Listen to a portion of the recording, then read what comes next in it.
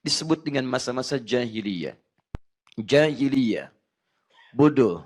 Bodoh itu tidak tahu, bodoh itu tidak kenal. Terbagi dua bagian.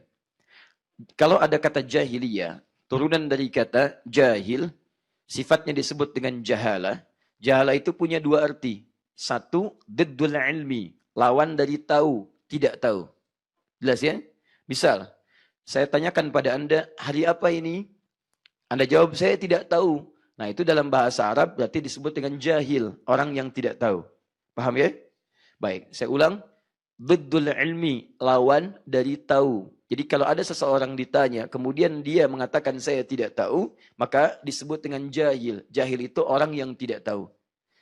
Untuk memperhalus katanya supaya terdengar sopan dalam yang positif, maka berlaku hukum dalam kebahasaan. Sebutkan sifat taunya, tapi ditambah tidak di depannya. La, itu untuk menghaluskan kata. Misal, bodoh itu sebetulnya kan tidak ada pengetahuan. Tapi diperhalus, tambah tahu, tapi diawali dengan tidak sebelumnya. Tidak tahu. Paham? Jelek itu terdengar tidak menyenangkan. Tapi kalau kita katakan tidak ganteng. Jelas ya? Baik, tidak cantik misal. Atau tidak terlampau ganteng, maka terasa lebih halus. Kalimat-kalimat disampaikan pada yang positif. Tapi kalau maksiat, jangan diperhalus. Karena setiap maksiat diperhalus, maka kecenderungan nafsu semakin bersemangat untuk mengejarnya. Saya pernah contohkan beberapa bagian di sini. Jelas ya? Korupsi katakan haram. Korupsi katakan buruk. Jangan korupsi tidak terlalu dianjurkan.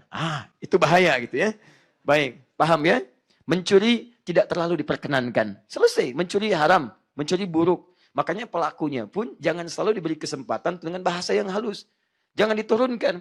Korupsi pekerjaannya, koruptor pelakunya. Tapi ketika kata itu menjadi tren, turunkan menjadi lebih buruk lagi. Bukan dinaikkan, turunkan. Maling.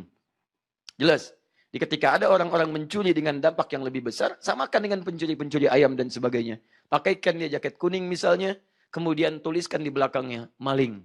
Nah, dengan seperti itu, ada dampak kepada jiwanya untuk tidak mengulangi perbuatan serupa. Jelas ya?